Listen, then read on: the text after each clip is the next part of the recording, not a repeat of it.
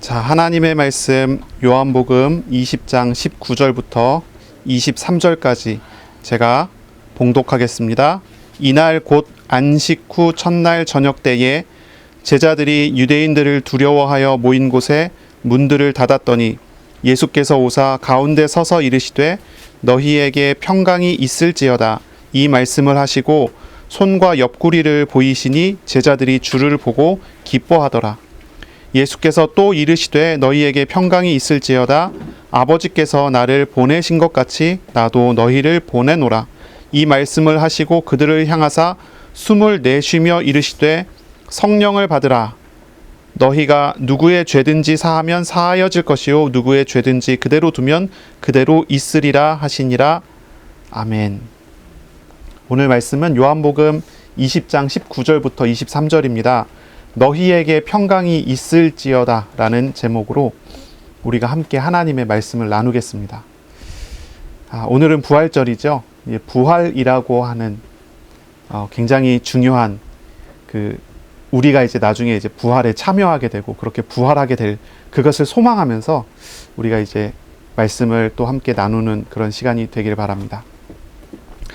죽음에서의 부활, 이것은 사람이 숨이 잠깐 멈췄다가 죽었다가 다시 살아나는 것, 그런 정도의 이야기가 아니죠. 이 부활이라고 하는 것은 이렇게 이제 죽었다가 살아나는 소생이라고 하죠. 그런 것과는 좀 많이 달라요. 죽었던 나사로가 몸이 썩어서 냄새나는 중에 다시 살아난 사건이 있었죠. 이것도 부활이 아닙니다. 이것도 그냥 소생이라고 하죠. 죽었다가 다시 살아나요. 이것을 부활이라고 하지 않는 이유는 나사로가 나이 들어서 다시 죽게 되잖아요. 그래서 부활이라고 하지 않습니다. 그냥 소생이라고 해요.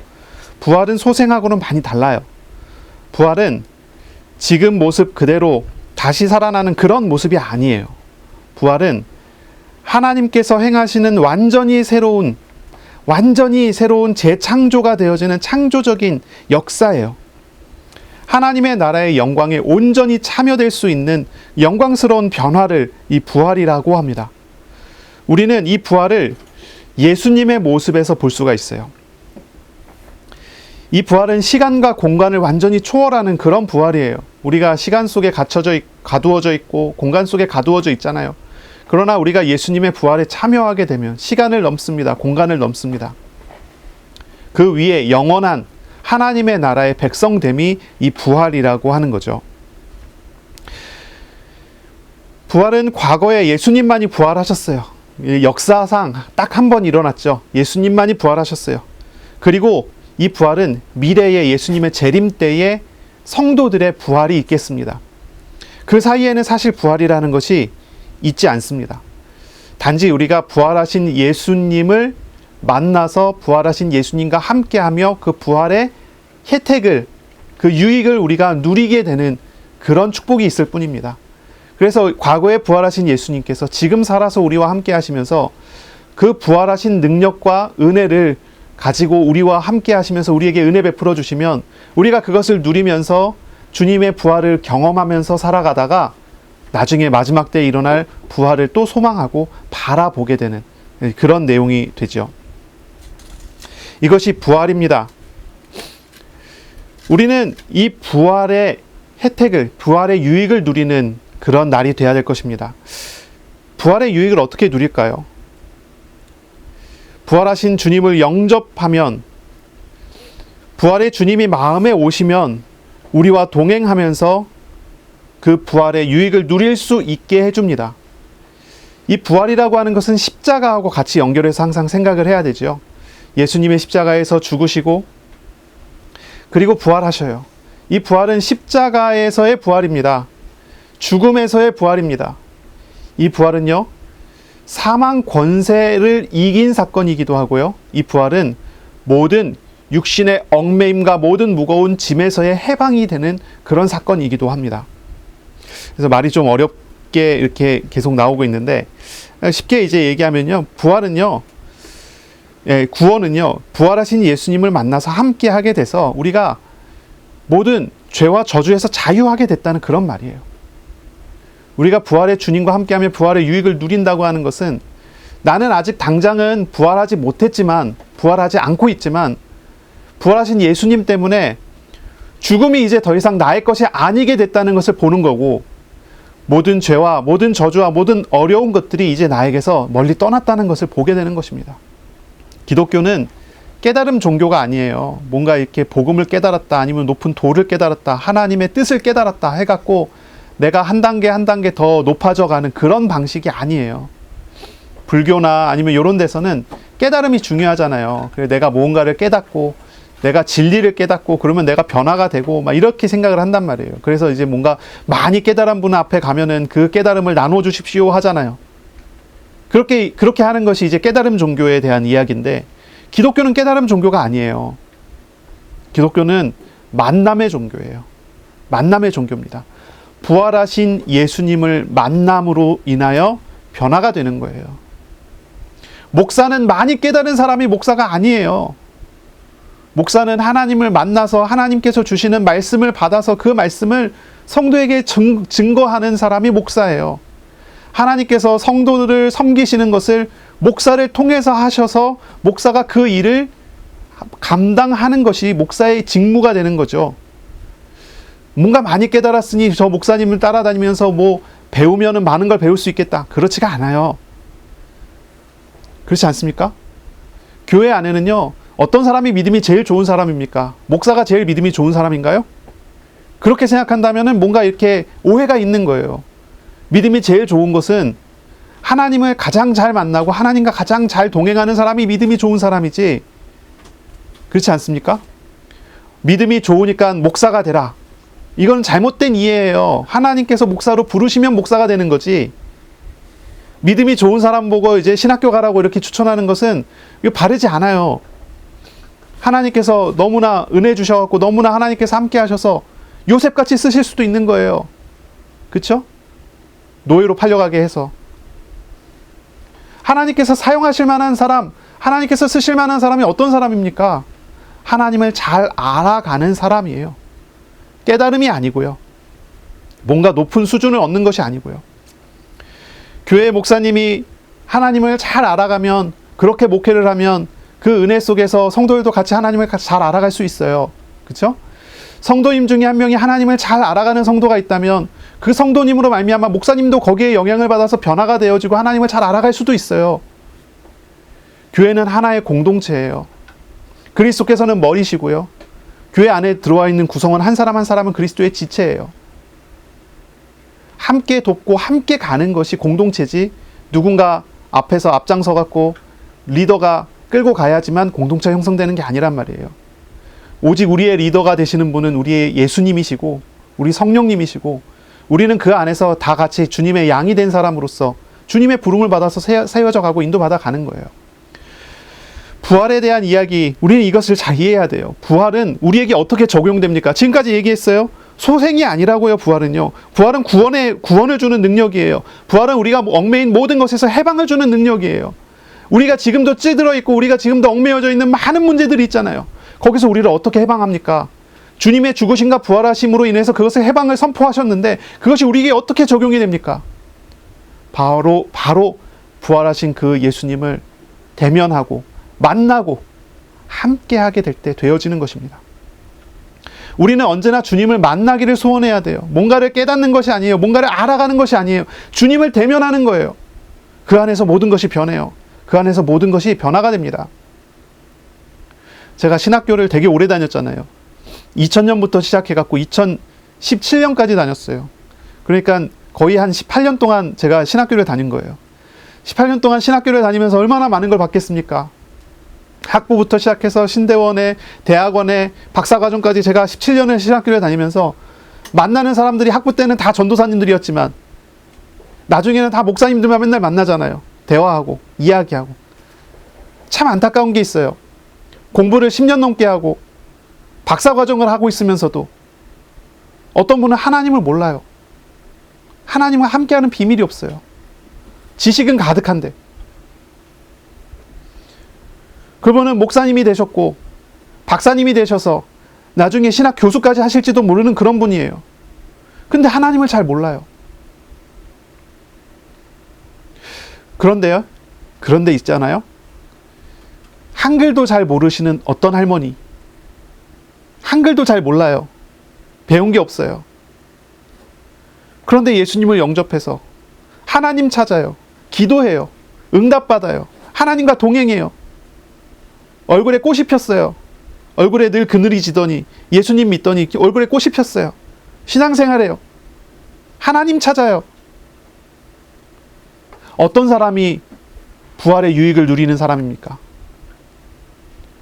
부활에 대한 논문을 수도 없이 써도 주님 만나지 못한 사람은 그 부활의 유익이 그 사람하고 아무 상관이 없는 그런 사람인 거예요. 그런데 부활하신 주님을 정말로 만난 사람은 아무것도 몰라도 돼요.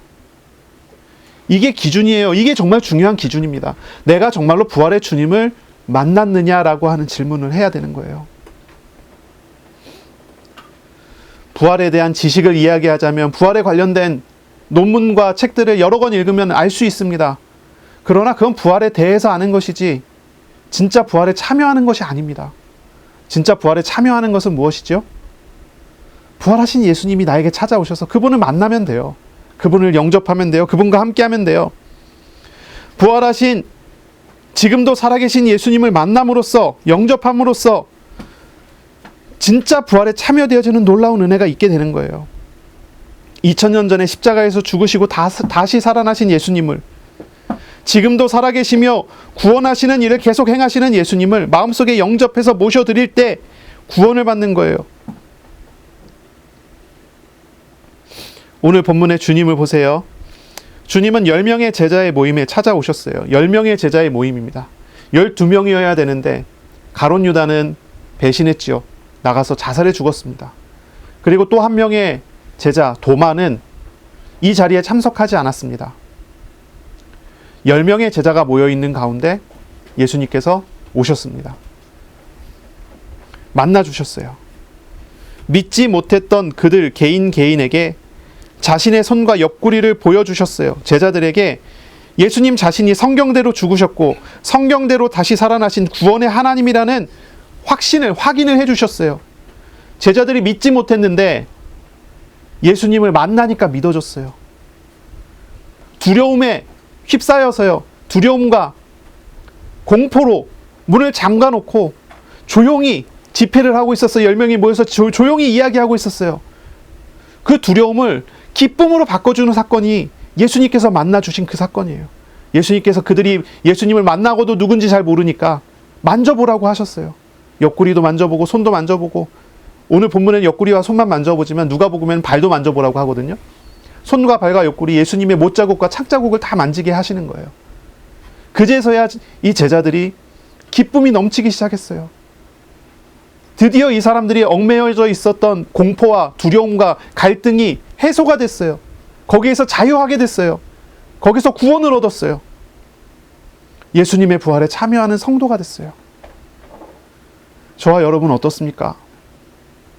문제가 있죠. 갈등이 있죠. 세상 살면서 그런 게 없을 수가 없잖아요. 몸이 아프기도 하고, 지금은 아무렇지도 않은 것처럼 보여도 곧 있으면 이제 하나님 나라에 들어갈 때가 돼가면 우리가 또 아프기 시작하지 않겠어요? 몸도 아프고 이런저런 갈등, 인간적인 갈등, 육신적인 갈등, 문제들, 계속 이런 것들이 우리 안에 있지 않습니까? 이거 우리가 어떻게 해결합니까? 우리 주님, 부활하신 주님을 만나시면 됩니다. 부활하신 주님을 대면하시면 됩니다. 주님을 찾으시면 됩니다. 오늘 부활절, 저와 여러분이 우리를 얽매는 죽음과 고통에서 구원하시는 예수님을 만나는 시간이 되시기를 바랍니다. 우리에게 평강을 선포하시는 주님과 함께하고 기쁨의 시간이 되기를 바랍니다. 또한 우리가 우리 교회, 가족, 자녀, 이웃과 함께 주님과 교제함으로 이 은혜가 더 풍성하게 세워지는 그런 시간이 되시기를 바랍니다. 주님을 어떻게 만날까요? 사실 우리는 예수님 영접했으니까 이미 만났죠. 그런데 우리가 함께 하시는 예수님을 투명인간을 만들어 놓고 모르는 척 하고 있는 것입니다. 우리의 눈이 가려져 있어서 못 보고 있는 거예요. 우리에게 찾아오신 예수님, 나에게 늘 말씀하시는 예수님, 나와 함께 하시는 예수님의 그 놀라운 능력과 은혜를 내가 눈을 가리고 있어서 못 보는 거예요. 죄라는 것이, 욕심이라는 것이, 탐욕이라는 것이 우리 눈을 가리고 있어서 예수님을 보지 못하게 자꾸 가로막아요. 오늘 우리가 예배 드릴 때 이 모든 죄된 것들이, 육신적인 것들이 다 버려지고요. 그리고 우리와 함께 하시는 예수님, 우리에게 찾아오신 예수님을 알아가는 그런 시간이 되시기를 바랍니다. 만약에 예수님을 영접하지 않아서, 예수님을 정말로 영접하지 않아갖고 모르는 사람은 예수님을 영접해서 주님을 만나는 시간이 돼야 되겠죠. 주님을 만나는 것은 어떤 지식이 필요한 것이 아닙니다. 그러니까 어떤 뭐 논문의 지식, 예수님을 만남이란 무엇인가 해갖고 이건 만나는 거고 이건 만나지 않는 거고 이런 그런 어떤 이론이 필요한 것이 아니에요. 그쵸? 제가 만약에 뭐라고 할까요? 어떤 사람을 예를 들까요? 제가 만약에 어떤 어른을 만나러 간다 해보세요. 어떤 어른을 만나러 간다. 그러면 어른을 만나러 가기 위해서 제가 해야 될 준비가 무엇이 있을까요? 그를 만나기 위한 공부를 해야 될까요? 여기서 거기까지 거리가 얼마나 되니까 차를 운전을 해야 되는데 어느 코스로 운전해야 되고 앉아갖고 논문을 한번 쓸까요? 그럴까요? 아니면 그분은 어떤 성향이 있고 어떤 성품이 있고 어떤 음식을 좋아하니까 그런 거 공부를 해야 돼요? 그분은 안경이 무슨 색깔이고 이런 공부해야 되나요? 그분의 목소리는 좀 뭐랄까요, 하이톤인지 아니면 로우톤인지 이런 거 공부해야 돼요? 그냥 가서 만나면 돼요. 논문 쓸 필요도 없어요. 뭐 다른 거 준비할 거 없어요. 그냥 가서 만나면 돼요. 그 만남이라는 게 그런 거예요. 우리가 하나님을 믿는데 하나님을 만나는 것은 하나님에 대해서 내가 이런저런 공부를 해갖고 만나는 게 아니란 말이에요. 십자가에 죽으시고 부활하신 예수님이 나에게 찾아오셔요. 내 마음의 문을 두드려 주세요. 마음문 열고 만나면 되는 거예요. 내가 찾아가는 것도 아니잖아요. 주님이 나와 함께 해주세요. 하나님께서 함께 하시는 사실을 내가 어떻게 합니까? 하나님께서 함께 하시는 그 은혜를 어떻게 누립니까? 내가 하나님과 함께 한다는 것을 성경을 통해서 증거를 찾아내면 하나님과 함께 하는 것이 깨달아지나요? 뭔가 되게 착각이 많아요. 성경을 창세기부터 차근차근 이렇게 성경 공부해 나가면 하나님 나랑 함께 하심이 깨달아져 갖고 내가 하나님을 누릴 수 있게 되나요? 사실 되게 간단한 거거든요. 하나님이 나에게 오셨음을 알고 오신 하나님을 찾는 기도면 돼요. 믿음이 없이는 하나님을 기쁘시게 하지 못하나니 하나님께 나아가는 자는 반드시 그가 계신 것과 그가 자기를 찾는 자들에게 상 주시는 이심을 믿어야 할지니라. 하나님 찾으면 하나님께서 상 주세요. 구하라 구하여질 것이요 찾으라 찾아질 것이요 문 두드리라 열릴 것이니 그랬어요. 하나님을 찾으면 돼요. 하나님 구하면 돼요. 문제는 하나님을 구하지 않는 거예요. 우리 눈이 가려서, 우리 눈이 다쳐서요. 기도한다고 앉았는데 하나님을 구하지 않아요. 하나님이 아닌 다른 것을 구해요. 옆에서 제가 가만히 지켜보다 보면은 누군가 이제 기도를 하잖아요. 그러면 기도하는 거 가만히 지켜보다 보면 재미있어요. 하나님이 안 나와요. 하나님을 찾지 않아요. 분명히 하나님을 외치는데 문제를 해결해 주세요. 문제 해결을 구하지 하나님을 구하는 게 아니에요. 돈 주세요 라고 하지 하나님을 찾지 않아요. 하나님께 기도하는데 하나님을 구해야 되는데 하나님께 기도하면서도 하나님이 아니라 돈과 문제 해결과 응답과 역사를 구해요. 하나님께서 주시고자 하는 진짜 이 부활의 능력과 구원과 해방과 역사를 우리가 누릴 수가 없어요. 하나님을 찾으시기 바랍니다. 하나님을 구하세요. 하나님을 찾을 때 하나님은 우리에게 하나님 자신을 보이십니다. 나타내십니다. 은혜 주십니다. 역사해 주십니다. 주님을 구하세요. 사실 우리가 얼마나 오랫동안 또 그리고 우리가 얼마나 우리의 체질상 하나님을 찾는 것을 막 뭐랄까요, 체질상 우리 몸이 거부한다 뭐 이런 느낌이 많아요. 여러분 진짜 하나님을 찾는 기도 한번 해보셨습니까? 하나님이 잘 찾아지시던가요?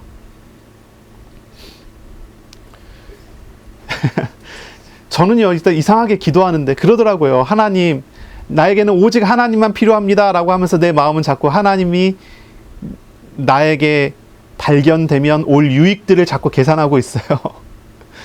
무슨 얘기죠? 하나님을 구하는 게 아니라는 거예요. 하나님, 내가 이 문제가 이렇게 돼도 되고 저렇게 돼도 되고 이것 때문에 망해도 되고 괜찮아도 됩니다. 하나님만 있으면 됩니다. 이렇게 안 나오더라고요. 사람의 본성이 그런 것 같아요. 육신적인 것을 어떻게 떨쳐버릴 수가 없죠. 하지만 우리가 진짜 하나님 앞에 서서 하나님을 찾을 때 바뀌어져요. 변화가 돼요. 우리에게 있어서 진정한 자유란 것은요, 진정한 죄와 육신의 문제에서의 자유는요, 오직 하나님 한 분을 발견하고 주님 앞에 내 자신이 발견될 때 되는 것입니다. 오늘 본문에 보세요. 예수님께서 두 번에 걸쳐서 이런 말씀을 하시는데요. 19절 뒤쪽에 보면 예수께서 오사 가운데 서서 이르시되 너희에게 평강이 있을지어다. 또 21절에 예수께서 또 이르시되 너희에게 평강이 있을지어다. 평강이 있을지어다 라고 선포를 하세요. 이건 이제 샬롬 하신 겁니다. 샬롬. 예수님께서 제자들 만나서 첫 인사는 샬롬입니다. 이 평강이라고 표현을 했지만 우리에게 조금 더 익숙한 표현으로 바꾸면 평화. 예수님께서는 오셔서 평화를 외치셨어요. 샬롬을 외치셨어요. 이것은 역사상 처음으로 일어난 진정한 샬롬의 선포입니다. 진정한 평화의 선포예요. 이 샬롬은 십자가에서 말씀하신 다 이루었다를 우리에게 적용시켜준 사건이에요.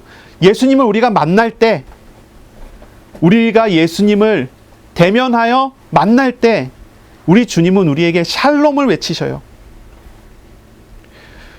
우리는 평화를 거기서 누리게 됩니다. 제자들 어땠어요? 부활의 소식을 들었지만 모여있던 이 사람들의 마음은 두려움으로 가득했어요. 제자들은 어떻게든 모였지만 그들은 예배나 기도의 준비가 전혀 되지 않은 사람들이에요. 이들 모두는 예수님께서 잡히실 때 도망친 사람들이었고, 또 부끄럽기에, 또 자신의 연약함과 죄악됨으로 인하여 괴로워하기도 하는 그러한 모임이었어요. 10명이 모였지만 모여서 한 이야기가 그래요. 두렵다, 무섭다. 그리고 예수님께는 너무 죄송하다. 우리가 이렇게 죄를 졌구나. 이러고 있었단 말이에요. 그런데 예수님께서 그들 무리에 찾아오셨어요. 이들이 뭔가를 잘해서 찾아온 거 아니에요. 이들이 회개하는 기도를 했다고 해서 찾아온 것도 아니에요.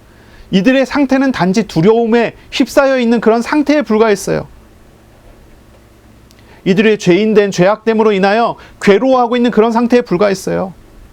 모두 다 도망갔어요. 나중에 이게 요한복음에 보면 요한만은 멀리서 지켜보고 있었다 이렇게 나오는데요. 어쨌든 이 사람들은요 다 그런 사람들이에요. 예수님을 저주하고 또 부인했었던 베드로도 여기 포함돼요. 그런데 예수님께서는 찾아오셔서 그들에게 은혜를 베풀어 주시고 그들에게 평강을 선포하세요. 찾아오시자마자 그들에게 너희들 죄졌지 빨리 회개해 이렇게 하시지 않고요. 찾아오시자마자 평강을 선포하세요. 이게 하나님 주신 은혜죠. 은혜예요. 제자들이 잘못된 모든 어떤 실태에 대해서도 예수님은 용서하심의 외침을, 화해와 구원의 외침을 주신 것입니다. 정말 신기한 경험들을 우리가 하지 않습니까? 주님의 말씀이 선포될 때 말씀하시는 하나님 앞에서 두려워하는 사람들이 평강을 얻어요. 그것은 하나님의 은혜입니다. 주님의 말씀은 권위가 있는 하나님의 선포이시기 때문에 주님의 의지대로 될 것입니다. 주님이 외치시는 샬롬을 듣는 사람은 평강을 얻게 되는 것이죠. 우리 주님은 강제적으로 일하시지는 않았어요. 사랑과 인내로 인격적으로 제자들을 만나 주셨어요. 주님은 자신의 손과 옆구리, 발까지 보여주며 개인이 주님을 경험하고 믿고 평강을 얻도록 도와주셨어요.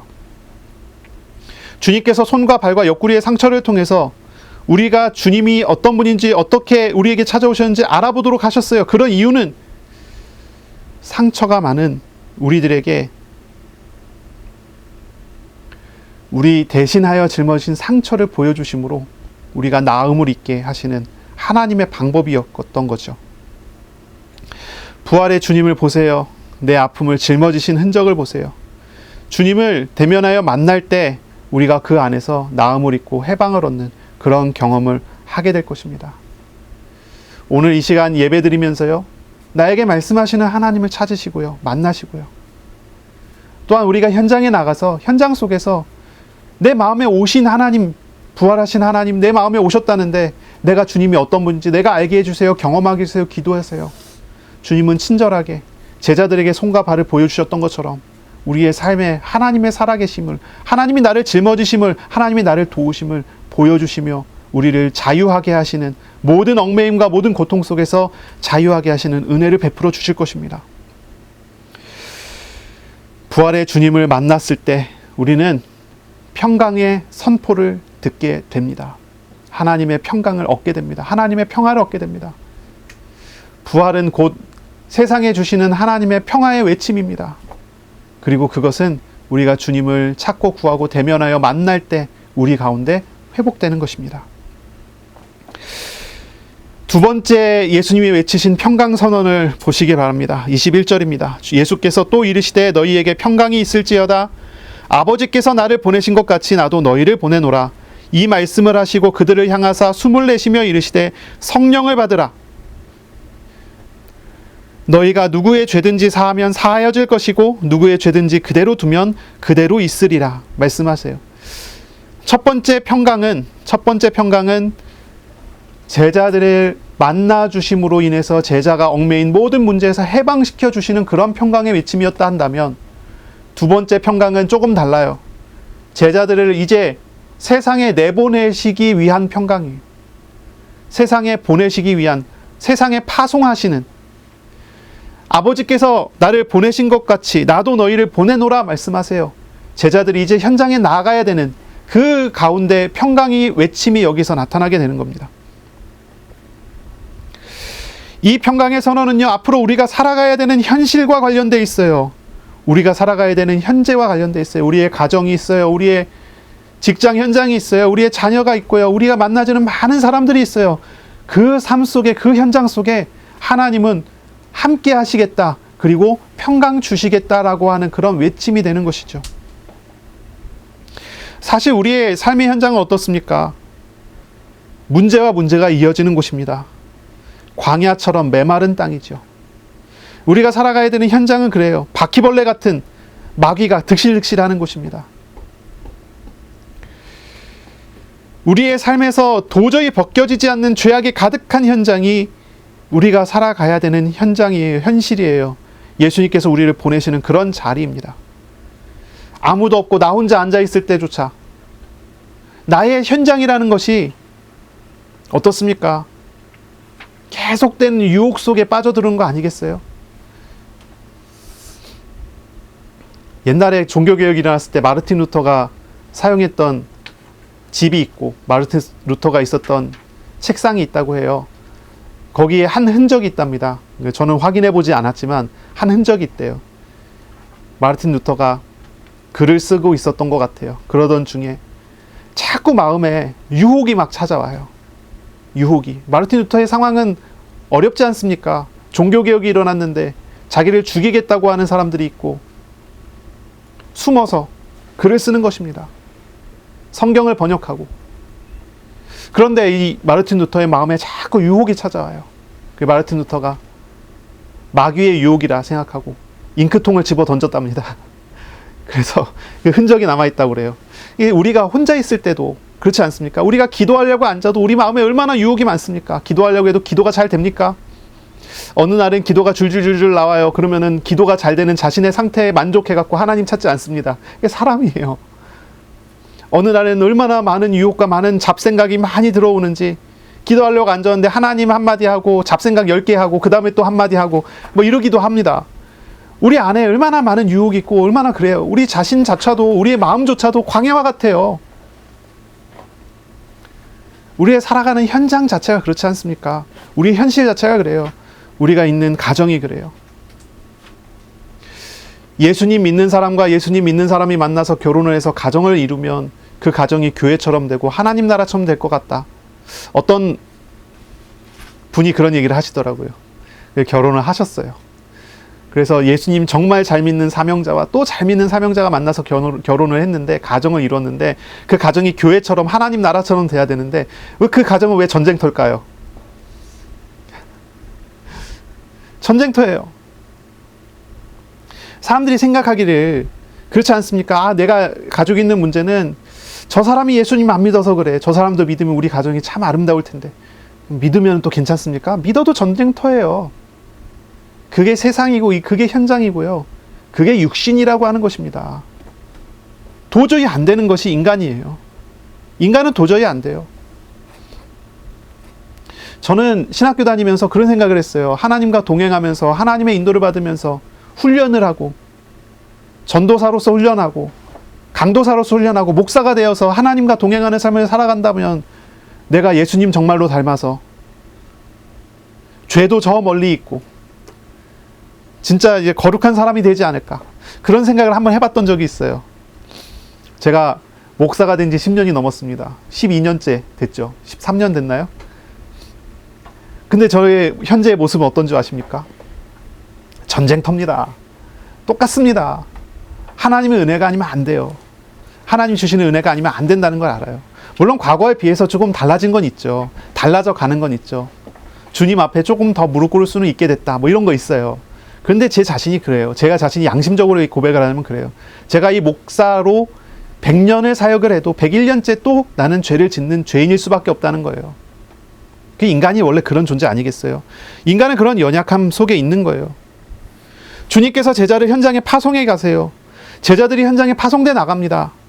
주님의 이름으로 나가요. 주님의 권위와 주님의 능력을 가지고 나가요. 그런데 그 현장은 평안합니까? 전쟁터입니까? 우리가 사도행전 읽고 있잖아요. 전쟁터입니다. 죽이려고 하는 모략을 꾸미는 사람들, 마귀의 역사들이 있어요. 교회 안에서는 계속적으로 문제를 일으키는 사람들 나와요. 교회 밖에서는 박해하는 사람들이 나와요.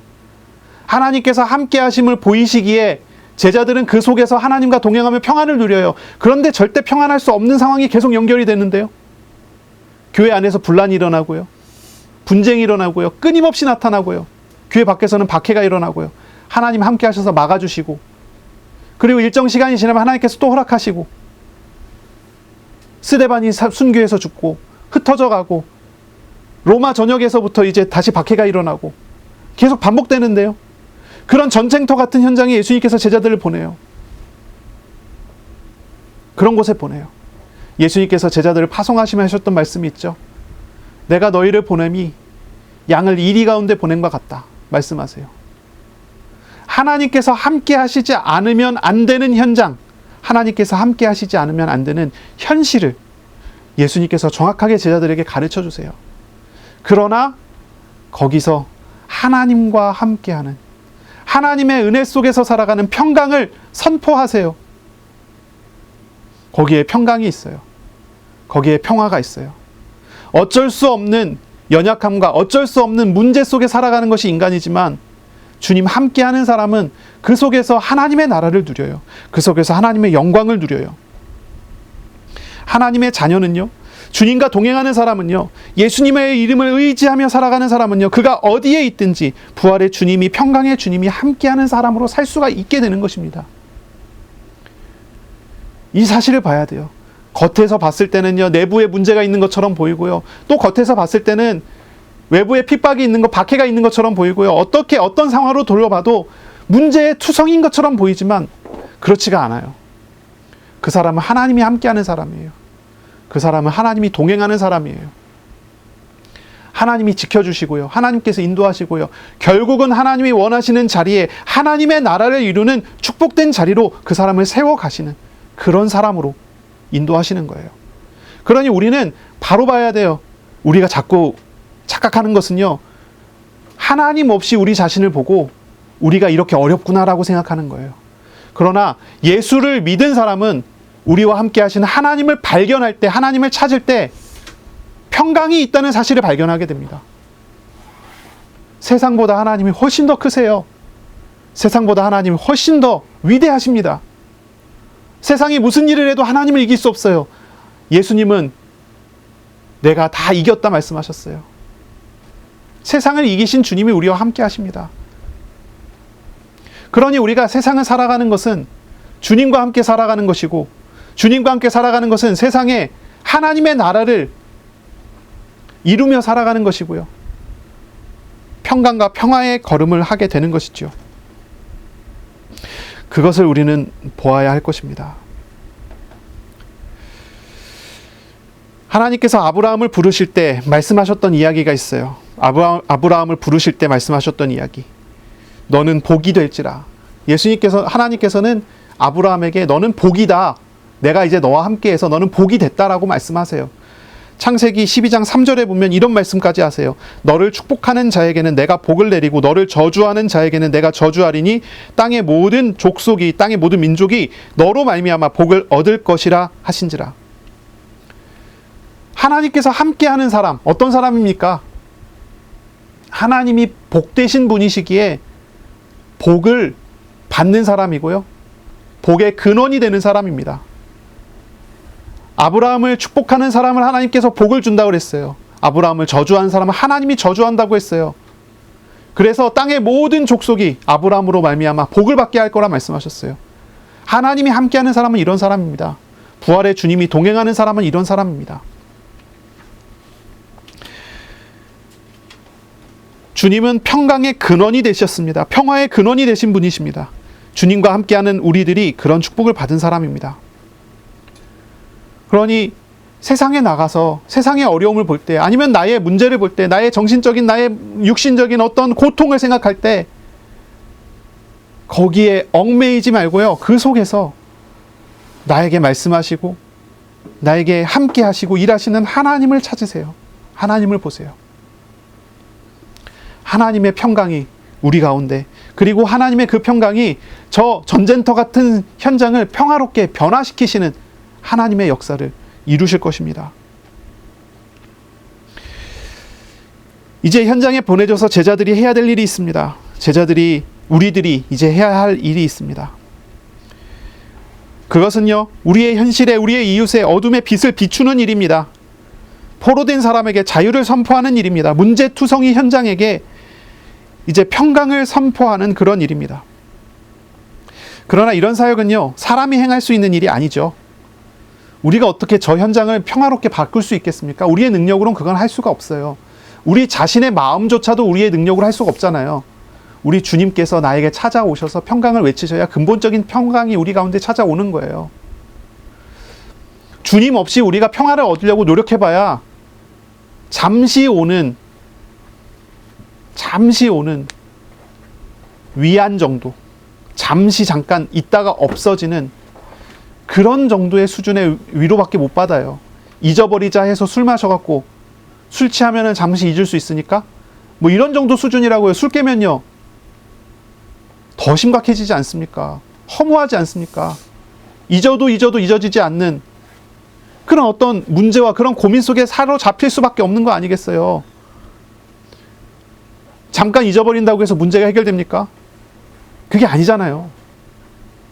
그러나 우리 주님께서 찾아오셨을 때는 변화가 되는 거예요. 주님이 나를 위하여 그 문제를 짊어지시고 나에게 은혜 주시고 나에게 역사하시는 그 사실 속에 내가 서기 때문이죠. 예수님의 말씀을 한번 잘 보세요. 이제 현장에 가서요, 현장에 파송하면서요, 평강을 외치라고 합니다. 그런데 그 평강은 우리가 줄 수 있는 평강이 아니잖아요. 그래서 주님은 이렇게 이어서 말씀하십니다. 숨을 내쉬며 이르시되 성령을 받으라 말씀하세요. 성령을 받으라. 숨을 내쉬었다, 이 말은 이제 창세기 2장 7절에 보면 하나님이 땅의 흙으로 사람을 지으시고 생기를 그 코에 불어넣으시니 사람이 생명이 된지라, 이런 말씀이 있어요. 하나님께서 숨을 불어넣으셨더니 사람이 생명이 되었다, 사람이 됐다, 이런 말씀이죠. 여기에서 우리가 좀 생각해 볼 수 있죠. 이제 성령이라고 하는 단어가 루아흐라고 하는 단어가 되는데요, 이제 불어넣는 거예요. 바람을 분다는, 숨을 불어넣는다, 이런 말도 우리가 이렇게 연결해서 이해할 수가 있겠어요? 숨을 내쉬면서 성령을 받으라. 우리 예수님께서 제자들에게 성령을 불어넣어 주시겠다는 표현이고요, 성령을 불어넣어 주시는 메시지죠. 실제로 오순절날 성령의 강림이 일어나서 이제 성령께서 사역하시는 현장마다 어떻게 됩니까? 그 현장마다 하나님의 평화가 내려옵니다. 하나님의 구원하심이 나타납니다. 그 성에 큰 기쁨이 일어납니다. 변화가 일어나게 되죠. 우리는 현장을 바꿀 수 있는 능력이 없습니다. 우리의 가정을 우리의 손으로 어떻게 바꾸겠습니까? 우리의 직장 현장을 어떻게 바꿔요? 세상을 어떻게 바꿔요? 전쟁터 같은 현장을 어떻게 바꿉니까? 영상을 하나 봤는데요. 어느 지역에 비가 많이 오니까 바퀴벌레가 막 나와갖고 우글우글대는 그런 영상이 하나 있더라고요. 제가 그걸 보고 너무 끔찍해갖고 상상도 하기 싫은데, 근데 그 생각을 해봤어요. 마귀가 저렇게 역사하는구나.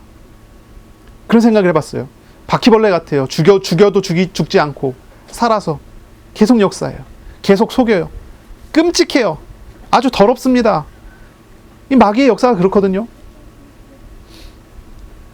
그런 마귀의 역사를 어떻게 이기겠어요? 우리가 우리의 힘으로 귀신을 이길 수가 있습니까? 귀신을 쫓아낼 수 있나요? 성령께서 오셔야 합니다. 성령께서 사역하셔야 합니다. 우리 마음에 오시는 하나님께서 일하셔야 합니다. 그런데 우리 하나님께서 우리의 삶 속에 일하시겠다 하십니다. 일하시겠다고 하십니다. 내가 하나님 만나서 하나님과 함께하는 사람이 됐잖아요. 이제 하나님은 나와 함께하며 우리를 현장에 보내십니다. 현장의 삶으로 보내십니다. 뭐 이렇게 전도 얘기했다고 뭐 전도지 들고 밖으로 나가라, 길로 나가라 이런 얘기가 아니에요. 우리가 살고 있는 우리의 삶의 현장 자체를 두고 이야기하는 거예요. 가정에서 우리의 삶 자체를 두고 이야기하는 거예요. 일하는 현장에서, 학생은 학교에서, 아니면 만나는 어떤 만남 속에서 우리는 그곳에서 평강을 선포하시고 평강을 이루시는 하나님과 함께하는 삶을 살아야 된다는 것이죠. 하나님의 성령께서 우리 가운데 오셔서 함께하시며 우리의 삶의 자리를 문제투성이인 세상에 하나님께서 구원하시는 사역을 행하실 것이라 하는 거예요. 바로 이런 메시지는 사도행전에서 성취가 됐고요. 그리고 오늘 우리의 삶에서 이루실 하나님의 사역이기도 합니다. 이것을 보셔야 돼요. 23절을 볼게요.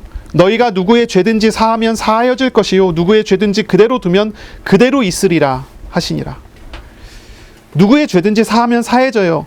누구의 죄든지 그대로 두면 그대로 있어요. 이건 천국 열쇠를 이야기하는 것 같죠. 마태복음 16장에 나오는 천국 열쇠.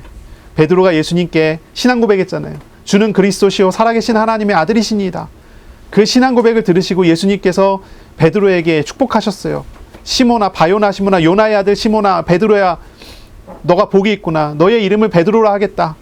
내가 너에게 천국 열쇠를 주겠는데 땅에서 무엇이든지 매면 하늘에서도 매이고 땅에서 무엇이든지 풀면 하늘에서도 풀리리라. 이렇게 말씀하세요. 음부의 권세가 이기지 못하리라. 막 이러면 말씀하셨어요. 바로 그런 내용인 것 같죠. 죄 사하는 권세를 주신다. 근데 이 구절은 우리가 좀 자세히 생각하고 읽어야 되는 그런 구절이에요. 우리가 현장에 나가서 사람을 바라보면서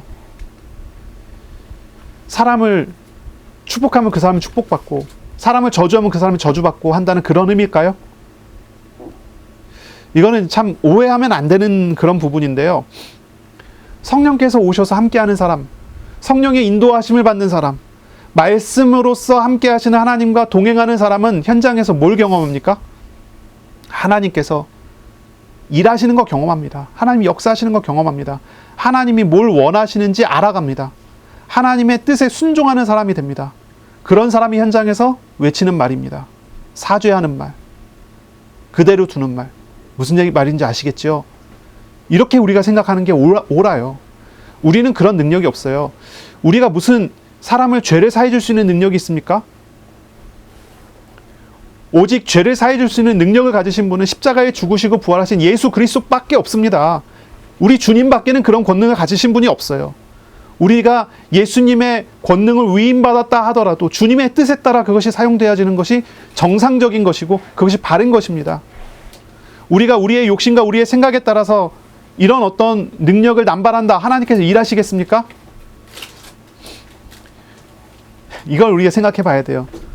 오래 참고 기다리시면서 우리의 생각과 우리의 마음이 바뀌어서 바른 말 할 때까지 하나님께서 우리를 바꿔가시지 않겠습니까?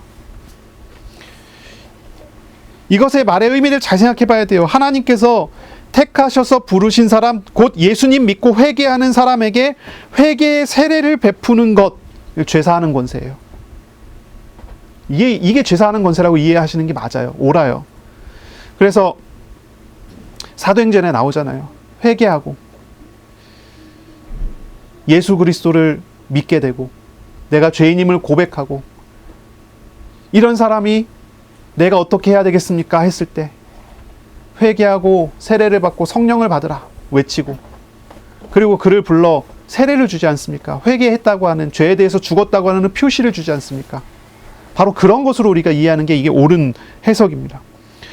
또한 구약으로 생각한다면 이런 부분입니다. 제사장이 나병 환자를 두고 격리시켰다가 그 나병 환자가 하나님 앞에 기도하다가 치유됨을 받고 몸이 깨끗하게 나아져서 제사장에게 다시 찾아와요.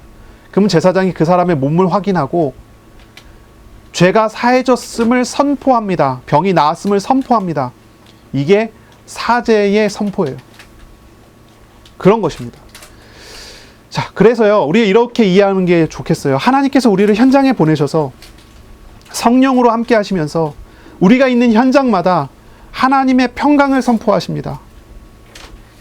그리고 그 현장마다 성령께서 일을 하시면서 구원할 자를 더하시는데, 거기에 우리가 쓰임받는 그런 일꾼이 된다고 하는 그런 표시로 이해하면 되겠습니다.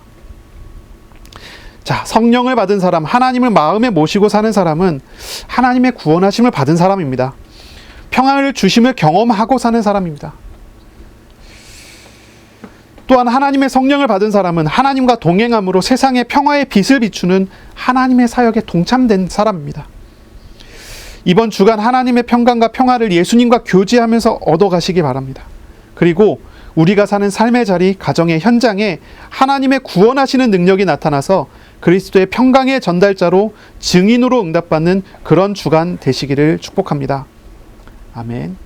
부활의 주님과 동행하며 모든 어려움과 묶임에서 자유를 누리는 주간이 되시기를 바랍니다. 하나님의 자녀라면 모든 상황 속에서 하나님을 찾으세요. 하나님을 구하세요. 주님은 우리와 함께 하심을 보이시고 우리를 위로하시고 우리를 도우실 것입니다.